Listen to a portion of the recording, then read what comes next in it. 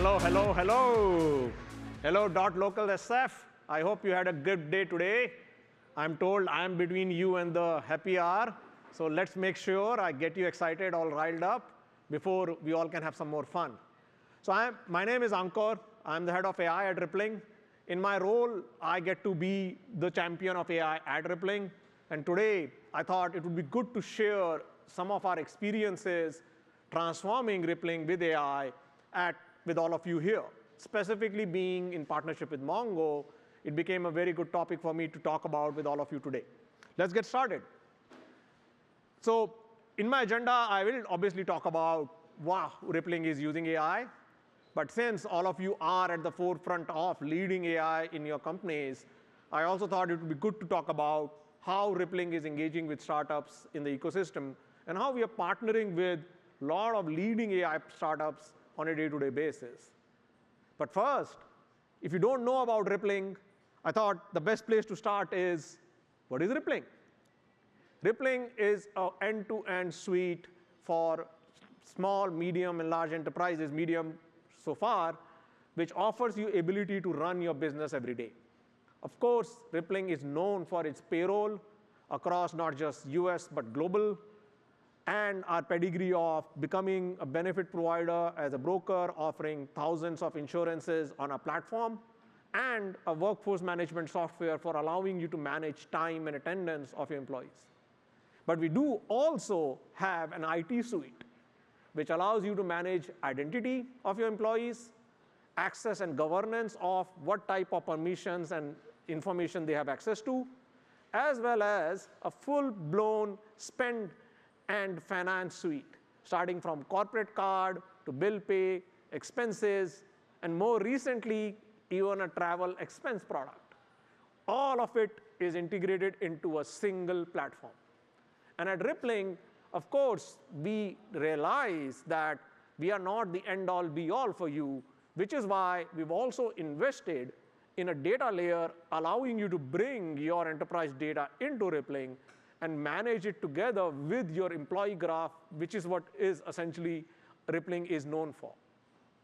Now, as you think about AI, each of these verticals is definitely impacted and getting transformed with AI. And that essentially became the story for Rippling. How should we think of AI when it is across our suite as well as across our individual product verticals? Parker, our CEO, talks about Rippling being a compound startup, and the product portfolio essentially reflects that. In terms of our customers, they're pretty well-known small and mid-sized brands, if you know of. Irony is, most of the AI startups today you hear of fall into this category. If you go back to Fortune 50 AI companies, 70% of them run on Rippling. So we essentially are helping AI every day and AI companies every day. Just a list of brands which run on Rippling on a day-to-day basis. Now, at Rippling, the journey of AI started like I'm assuming for everybody else. AI in each of the product verticals, we were able to take and apply to summarize, generate, create some answers and summarize for the admins and employees and managers what type of policies, what type of feedback, what type of reviews that's happening in the system. That was very much common, and that's very well known. A lot of companies out there are doing. When you are an established player, you're expected to have AI capabilities. And that's essentially what Rippling started doing. But we genuinely believe that in order to think about and reimagine your product with AI, you have to use AI every day. And that became our motto on how do we essentially bring AI inside Rippling and transform the way we work.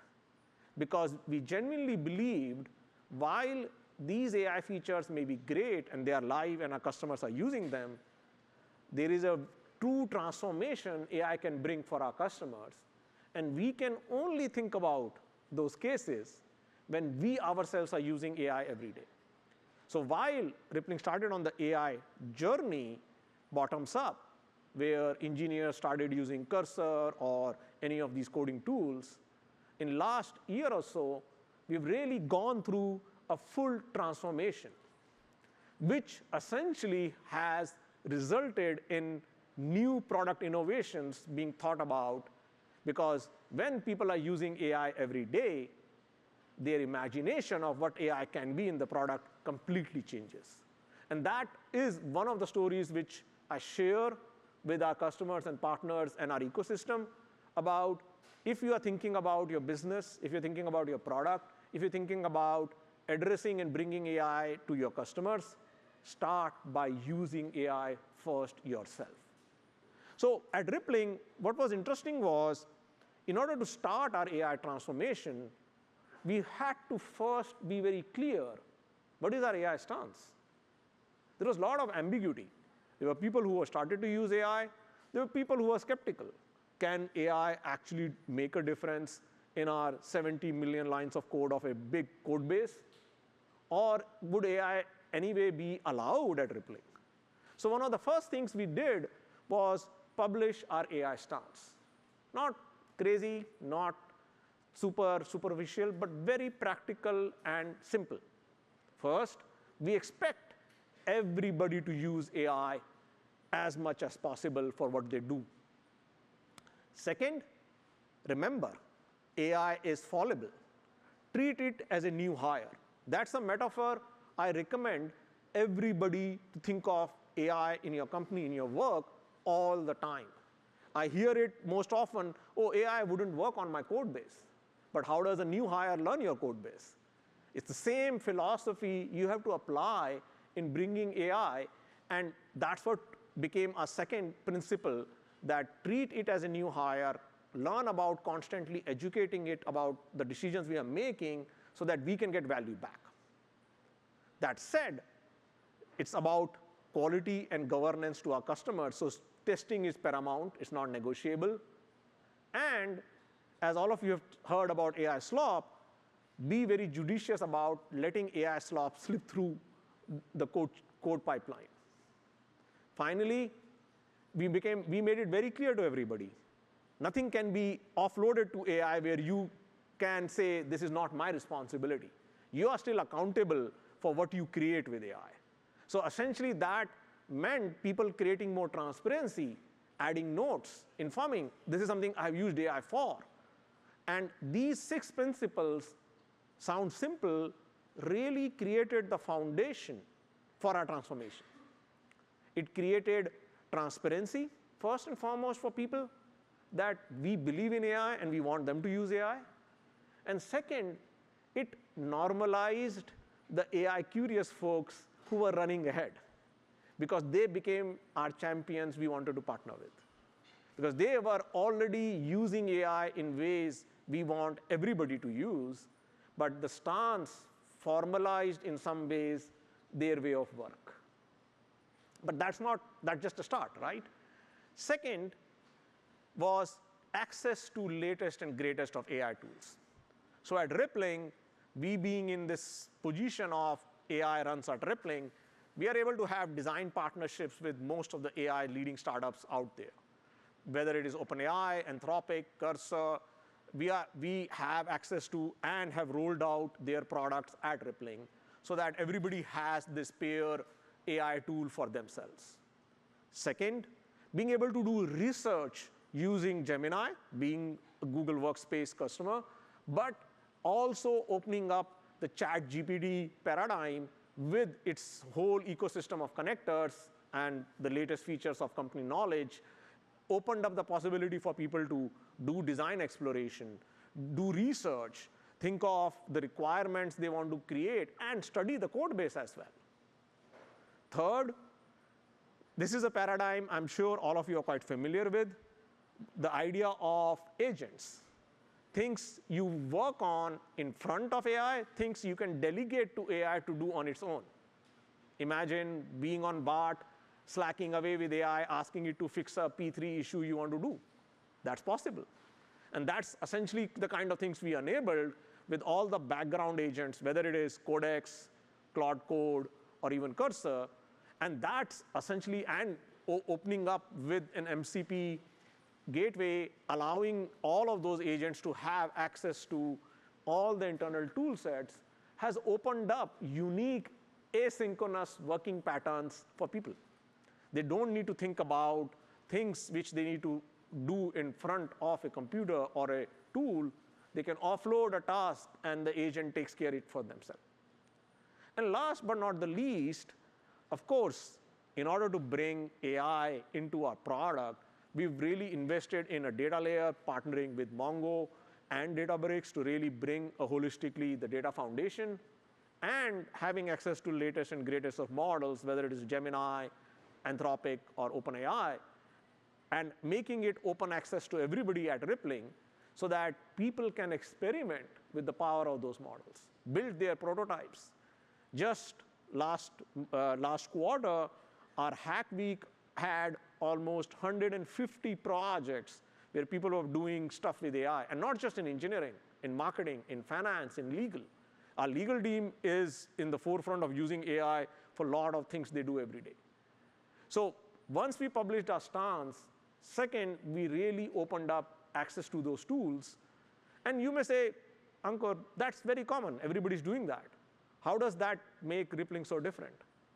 So some of the learnings we had at Rippling, which is what I want to share in the next parts, are typically in an organization of our size, where we have 1,000 engineers, roughly around 200 to around product and designers, there are obviously 10% of the population we found are AI curious. All they needed was an AI stance and access to the tools, and they were running ahead. But rest of the 70 to 80% of the people were, I would say, fence sitters. They understood AI is changing what work they do, but they were waiting for guidance. They were waiting for what's the best way to use AI. Oh, I tried using AI, but it doesn't work for my code base or my workflow. And we heard that a lot. So how did we overcome that? First, we came up with the idea of Spark. So Spark is an initiative at Rippling, which we run monthly, quarterly, depending on the teams, and it runs across all of Rippling, where we really bring real people using AI and showing to others. That's the best way of actually spreading this knowledge. And what I found very unique is, as much tool access, as much stance we could publish, the real change happened when an engineer presented and showed how he uses cursor, and he basically talks to cursor. He doesn't even use a keyboard. That created a whole lot of Slack thread around how could you even program like that? Or an engineer who was taking an idea, a rough Jira sketch from a product manager, and building out the entire mock-up, entire design, and then showing that in 5 minutes, literally 10 minutes. Each of them got 10 minutes, showing that to the rest of the org, that that's how he or she is operating. And really, these day-to-day engineering workflows, getting those 10% of the AI curious people coming in front of the rest of the audience, rest of the organization, giving them a platform, essentially, guiding them a bit around, talking about how and what they did to make AI work for them. No demo, no slides, real scenarios, proven patterns which they could publish and share afterwards, really spurred a new way of working at Rippling. It triggered product managers starting to set up cursor. It triggered designers starting to use Claude Code to build out the next mockup. It triggered engineers thinking of various ways they can essentially optimize the work they do. Without us having to actively do training and enablement, this became our key platform of getting everybody to understand how AI can be used by them. And we just didn't run this for engineering. We ran Spark for product managers, Spark for designers, Spark for support, Spark for marketing. And it really created this community of champions actively talking about how they're using AI every day and sharing their practices with the rest of their peers, essentially. While Spark was great in terms of a bottoms-up drive of AI adoption, I do feel that leadership and managers your middle managers across the organization are the biggest levers you can have.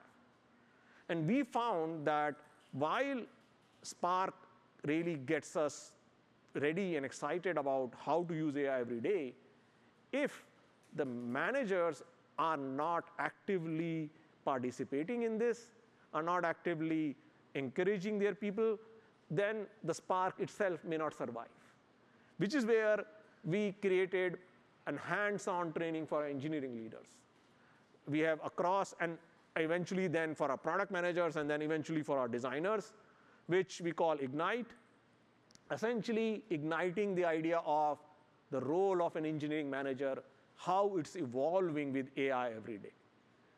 So here we really broke down their work patterns into simple to use tips, hands-on demos, hands-on exercises, which they could use to understand how they can really use AI for the work they do. And it was not about theory. It was really tool-driven walkthrough on how do you debug a production issue yourself as an engineering leader, as a VP, as a director, as a senior director. How do you then do experimentation and share as a manager with each other what you were able to do, how you were able to take a support issue and then break it down into a solution and then solve it yourself without having to even approach one of your engineers, essentially. And creating really this safe environment, because there was a lot of apprehension in managers as well, right? What does AI mean for me? So creating such a safe environment for them to be able to learn, experiment, and build their own work patterns on how they will operate in this new age.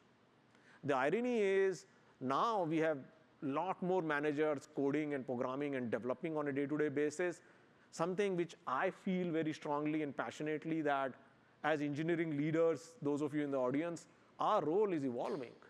And we are really helping those leaders at Rippling evolve with AI on a day-to-day basis. And we've done something similar for product managers as well as designers. The next iteration, obviously, is our customer-facing teams. So that's something is in works. How do we bring similar missions for our support leaders, our account managers, and our sales leaders to be able to operate on a day-to-day basis and drive the change through their organization? Any excess of tools is not going to lead to a transformation if individuals don't see their leaders and managers embracing the change themselves. And Ignite has essentially led that at Rippling. Now, you may wonder, what does this all has translated into? So at Rippling today, we are using AI across the board. And we are seeing, at least from an adoption point of view, 98% adoption of at least engineering, product, and design team from a capacity, from a headcount point of view. You can see the breakdown across Cursor, Gemini, and ChatGPT. Of course, from a productivity point of view, we at least have done initial measurements and surveys, which have shown us overall around 15% productivity. But then we also see a clear S-curve and a spike. 10% of our engineers are able to add much more productivity, 10x more productivity to what they do every day. And the next challenge for us is essentially get their productivity multiplied by the 1,000 engineers we have at Rippling. But what is more exciting for me is it has really enabled each of them and given each of them this confidence. And it's not just confidence about like engineers, confidence at a VP or a director or a manager level about what AI means for them, how they can bring productivity for their day job with AI, and of course, really drive that transformation within their teams as well. And we are not stopping by what you see here. As in our partnership with our startup team, we are able to also continue to pilot, because all of you know this, AI is evolving faster than even we can listen to the news. I'm sure there's something announced today which all of us will be catching up tomorrow. And that's why we run actively AI pilots and AI office hours, where we are constantly engaging with AI startups around problems they are going after, how we can guide them around Rippling's use cases and help them see practicality of what they're creating. And in some cases, even deploy that at Rippling in a small scale to see the impact before we really roll it out across the entire org. Now, all of this transformation spurred what I feel is the real impact. That is really driving Rippling to create a first, like, state-of-the-art, context-aware HR and finance agent. Now, at Rippling, as you saw our product portfolio, we have the advantage of not just offering you payroll, HR, and IT, but even spend. So we don't have to think about agents as unique vertical solutions. We can really think about an agent which is much closer to a system analyst, which can, at certain point in time, answer and help Rippling customers get really this invisible dream analyst who can answer any question they may have, and start to proactively think about when they are doing payroll runs, when they are approving expenses, when they are booking travel, when they are signing up to onboarding new employees, or they are terminating existing employees are leaving and you are sort of terminating and collecting their devices. The agent can do both, run in background, run in a user mode, but run on behalf of an analyst and an admin of Rippling to essentially do the job for them. And this wouldn't have come about, I genuinely feel, if everybody at Rippling was not familiar with AI agents, using them day to day, and then asking this question: if I can, on my train ride back home, trigger an offline asynchronous task, why wouldn't I offer this capability to my customer as well? And that essentially meant us building what we call the Rippling AI, Rippling Intelligence. This is still in alpha. Obviously, we are using it internally at Rippling already today, but it can essentially go across and span across the entire suite of Rippling. So we are not thinking of independent agents across each verticals, but a single agent which is able to answer questions across and help our customers across the entire suite. It respects, because it's built on top of our employee graph, it respects the roles and permissions. In fact, one of the things we have ultimately landed on is the idea that the agent inherits from the admin's permission in the role they are playing in. So if they get onboarded as the agent helping HR, then the agent inherits the permission of the payroll admin and is then able to perform actions on behalf of the payroll admin. And that is where we are able to then also create this real transparency. Thinking, we can't at Rippling obviously create solutions where say, oh, we could make mistake when we're talking about payroll, when we're talking about identity, when you're talking about security, when you're talking about finances and expenses. So we really had to also think about user experience in terms of showing what the agent is doing, breaking down the data, at times even asking follow-up questions and clarifying so that the intent from the user is very clear, and then delivering really correct outputs. It has really been remarkable in terms of the initial research we did and the initial pilot work we're doing with our design partners, the reaction from them on things we are able to do for them every day. And of course, being here at Mongo has been a great technology partner for us. We were able to build in Mongo, on top of Mongo, the entire employee graph, build these vertical products, essentially connected, where data is connected across. And that essentially allowed us to then think of our agent as well as a uniform agent which is going across the entire employee graph and the data. And that ultimately has been I would say, an outcome of being a suite which is offering set of products, running on a single unified data store in Mongo, and having a clarity of vision of bringing this AI agent for our customers in a very seamless manner. And in terms of like the overall AI story at Rippling, to summarize, we see us at Rippling powering almost 15,000 startups. Most of the AI startups you know today are running their business on Rippling. We obviously are adding tons of capability in our product. So if you haven't tried out Rippling today, I will highly encourage you to look at Rippling and what we offer with AI product. But all of that is being powered with the AI culture, which is running with AI every day and transforming how we work, both from a product point of view and as well as from all other supporting functions perspective.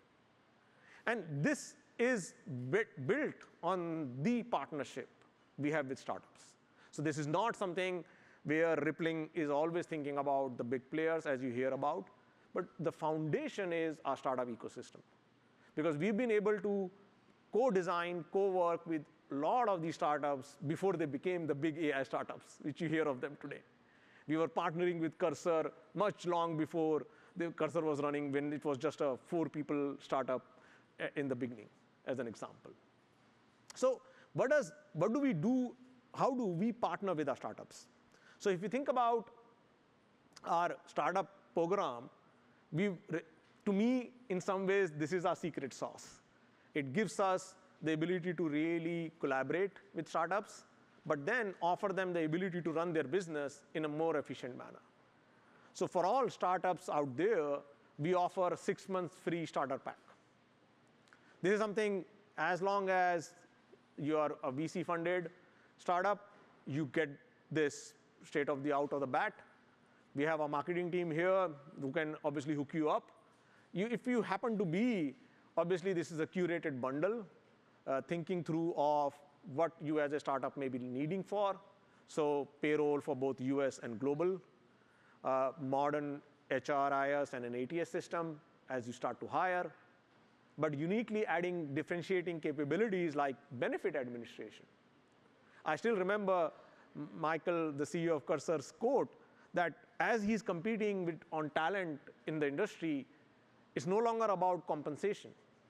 He's using Rippling's benefit platform to actually offer unique benefits to the candidates who are coming in and differentiate himself from OpenAI or Anthropic.